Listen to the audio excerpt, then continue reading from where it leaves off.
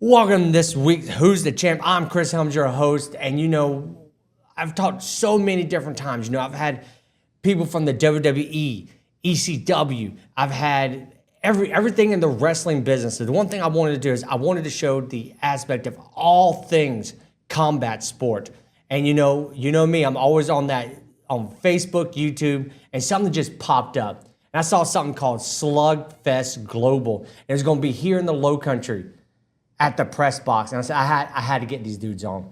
So I got a hold of them. Last time, little miscommunication, couldn't get them on. But you know what? I got them on this week. And what a great way to follow. You just heard Tom Lawler. So now let's get into some major kick fighting right now. Oh, I can't say that on NBC. Oh, I'm sorry. No, we're going to go back. But we're going to get into it. Let me get these gentlemen in. Ladies and gentlemen, I want to introduce you to Slugfest Global.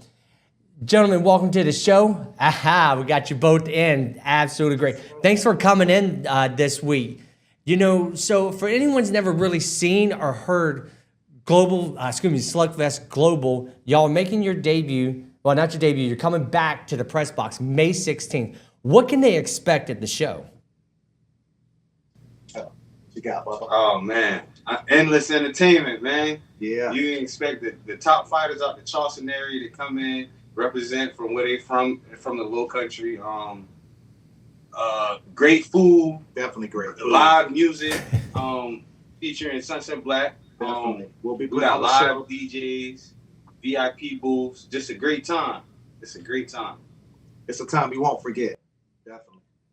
And absolutely. So if people did research on Slugfest Global and everything, what exactly kind of fighting are we looking at? I looked at the Facebook, and so we're looking at boxing, kickboxing, off the street boxing. What are we in store for? So it's a little bit of everything. We do boxing, kickboxing, MMA, off the street boxing. We just do fighting in general. Right. All types of fighting. It's called Global because we want to take this global. We want to start with all these. We might even add more later, but it's fighting. Just like you said, it's combat sport. You know what I'm saying? It's entertainment. So, let's talk about the sport of combat fighting. It's as old as it can be. Boys growing up were always taught to fight and everything, to defend ourselves. So what exactly got you driven to seeing this boxing realm? Especially, it's very rich here in Charleston as well. If you go to downtown Charleston, there's boxing gyms every single where. What got you gentlemen into actually doing this?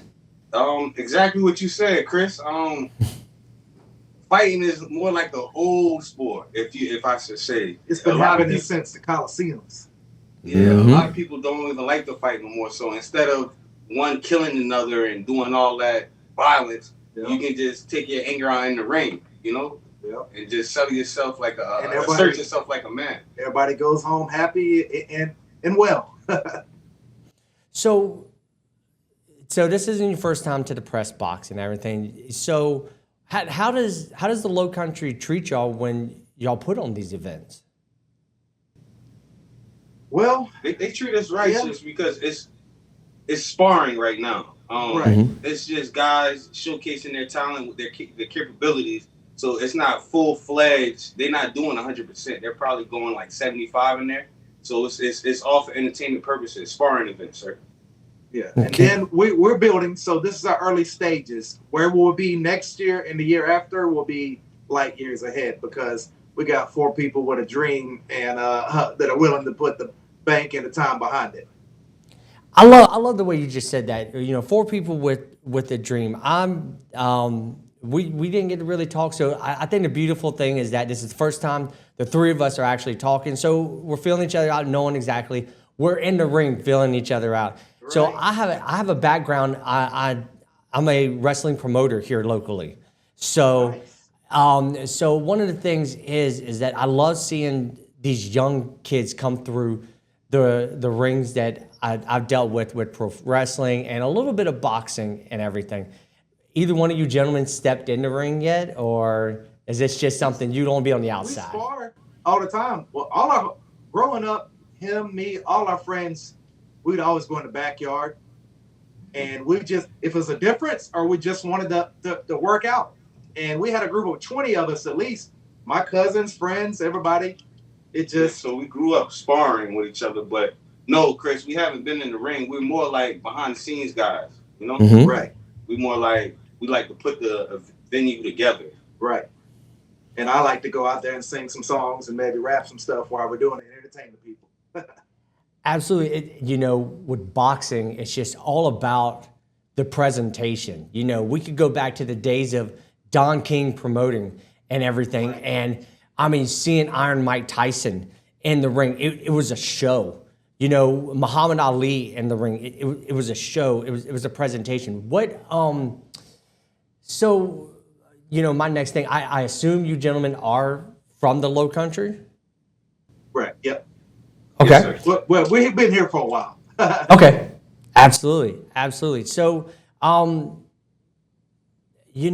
like I was talking about the spectacle of it all, it's, you talked about rapping and singing and going along with it. Do you see it with the music industry and combining it with Slugfest Global and everything? Do you see yourself, the branding going crazier and wider since you've done this together? Yes. And that's the whole reason why we included entertainment at the end of Slugfest Global, because now we're trying to incorporate the whole entertainment business in this one venture. So yes, we're growing branches and we've seen a lot of traction from doing it. Maybe there'll be bigger artists each time we go along. Yeah, you know what I'm saying? Mm-hmm. That'll go and do our halftimes and stuff. What were some of y'all's influences of growing up in the combat sport era? I know Mike Tyson was a beast. I had Mike Tyson Punch Out, and I never beat him in that. So even in that, he was a beast. Nah, Anderson Silva, and I wanted to say John Jones, sir. Chuck Norris for me too. Yes. He competed too. He did compete too. He wasn't just the actor. He did. And so one of the great things that I learned as being a promoter is, I learned and I was looking back and I saw, the mixed martial arts part of it and so many different things that boxers and fighters have to do. On the wrestling aspect, they don't have to do the blood test or anything like that. And I always wondered why until I actually helped promote a show up in Conway. And it's just, I don't know, it's a different feeling, in that ring. I mean, it kind of makes you feel like a man. I'm not gonna lie, but there's a lot of people.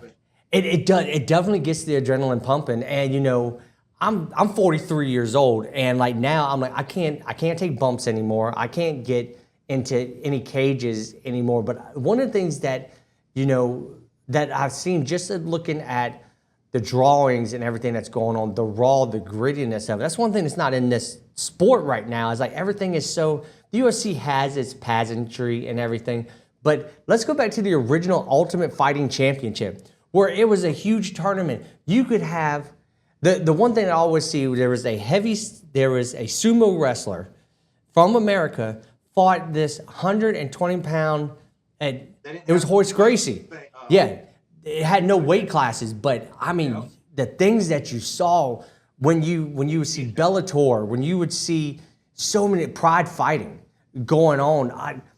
How much of the original Ultimate Fighting Championship, Pride fighting, and everything influenced Slugfest Global? A lot, Chris. So one day that we want to try something like that. Not no 200-pounder versus no 120-pound guy. I definitely want to do but that. Totally different fight styles. Who would be victorious? We're working on getting everything in that traction at the moment. But it has a major influence on what we're trying to do here, sir. And we're also maybe thinking of doing, because there's a few celebrities that train and doing some maybe celebrity fights. Maybe like the lower end celebrity. We're not talking about Jim Carrey or anybody that high.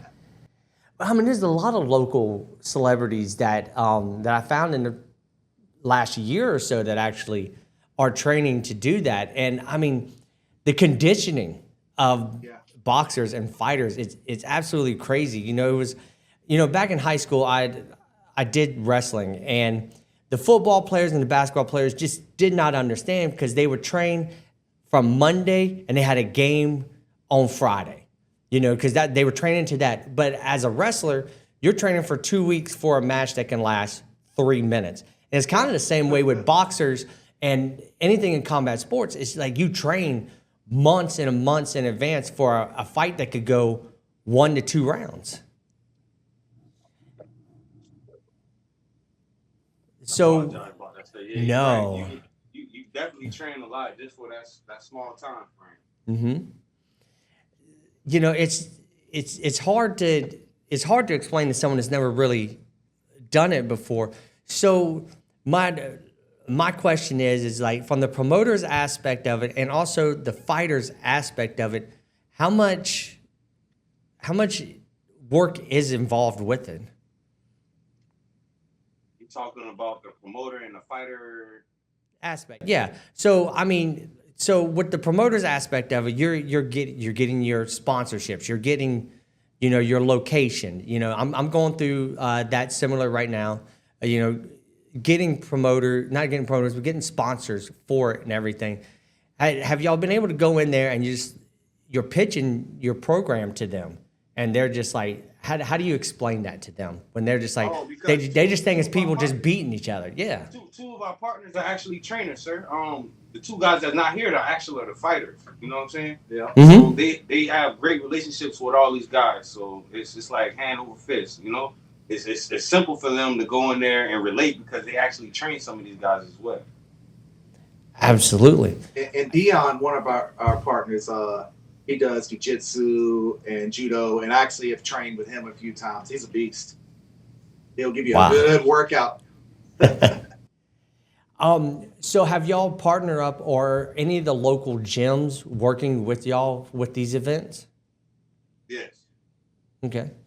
Do you want to mention any of them? Oh, I got you. No, Chris, Just for now. Absolutely. So let's talk about some of the fights that's going to be happening on May 16th. What's the card looking like right now? We got roughly 8 fighters. We trying to have 8 fights, not fighters. We have about 8 fights, 8 sparring matches. Let me rephrase that. We trying to add a super fight in there, a little jiu-jitsu, and we're looking for a female fight. Yeah, we definitely. And then the card will be full. That actually was going to be my next question is about the female fighting as well. That's my favorite. They go in. They all out. They absolutely they go There's all a girl out from South into Carolina, Killer Beat. She's bare knuckles. She's a beast. That was my next thing. I saw bare knuckle. So are y'all doing bare knuckle sprawling as well? No, sir. Okay. I don't know. As of right now, no. That's a lot.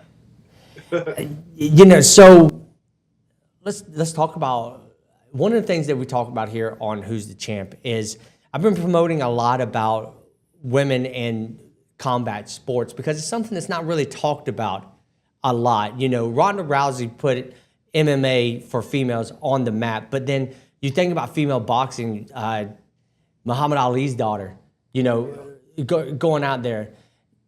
So being men in the sport and everything, how important do you see women's fighting going on right now? Because they just announced that women's wrestling is going to be in the next Summer Olympics.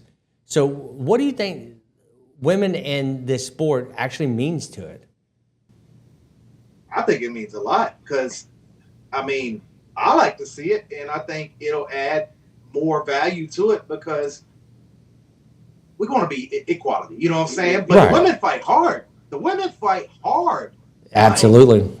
Not only equality, it's entertainment, and that's what we are. We're in the entertainment business. Absolutely. Trust me, I'm gonna go back and take care of that. But hard to believe this. We're coming to the end here. So one of the things I want to ask is this is real, and I'm not. Most people that I brought on here is, they're real athletes. I talk about pro wrestling and sports entertainment and everything, but real athletes, and a lot of UFC's been getting a lot of bad rap lately about saying that a lot of their stuff is not fake, but it's more choreographed than usual. You know, they're more about the entertainment value. And do you see some of these people that are on your cards lately that possibly could be Olympians or maybe making it to the professional level? Yes, we have one. We definitely have one for sure. Maybe 2, 3. Absolutely, some guys. That's what we trying to. For guys like you, we just trying to give these guys a bigger name, man. We not no professional trainers or nothing like that. We just giving them a platform to showcase their talent, sir. I love that absolutely, because that's exactly that. One of the reasons I got this show together is to give people a platform that no one has ever heard of now. And now with a major wrestling company coming to town, now I can point back to them and go, look, this is what they could do. What does the press box mean to y'all since this is the second time that we talked about it and everything? What's the press box been mean to y'all? Because it seems like the press box is your home. Correct. That is our home. That's one of our partners, Jim, and it's like the heart of our foundation right now. Pretty soon, once we get bigger and catch more traction, we are going to venture off to like Riverfront Park, the Coliseum and stuff. But that's the foundation. And not only are we offering these guys a chance to spar, we're offering them a chance to join the gym as well. Very nice. Well, gentlemen, we are down to 3 minutes. I'm going to bring y'all full, and I'm going to let y'all talk to the audience and get them to come to your show on May 16th. Appreciate you, Bubba. There you go. What do you have to say to them? Yeah, May 16th. Slugfest Global grand opening at the Press Box. Yes, sir. It's right there on Rivers Avenue. Just show up, pop out. We got delicious food. We got live entertainment from Sunset Black, yours truly. Yes, sir. I'll have Slumberville Records with me, and we'll pop out. We'll have some good fights, some good food, like he said. You know what I'm saying? It's just a chance for y'all to showcase y'all talent. We'll see you there. So where can they get tickets, and how much are they? They can get tickets at Eventbrite. General admission is only $30. The VIP tables is $500. That seats 6 people. Also, you get food for each person as well, 6 trays. And we are sponsors are welcome. We're still introducing all sponsors. Definitely, anytime. And we'll definitely have good packages for them too. Absolutely. Well, gentlemen, thank you for joining me this week and everything. And, let's get that place packed, man. Yes, sir. Definitely. So, everyone, thank you for joining me this week. You can follow Who's the Champ on Facebook. You actually can go to Slugfest Global. They have a beautiful Facebook there as well. Find out event tickets where you can get them, their next show. And everyone, once again, thank you for joining me this week. Once again, we want to thank Tom Lawler. And also, we want to thank Slugfest Global for joining me this week. For any more information, please join me on Facebook. And this will also be on YouTube in the next coming days. So thanks again once for joining us, and I'll see you next week.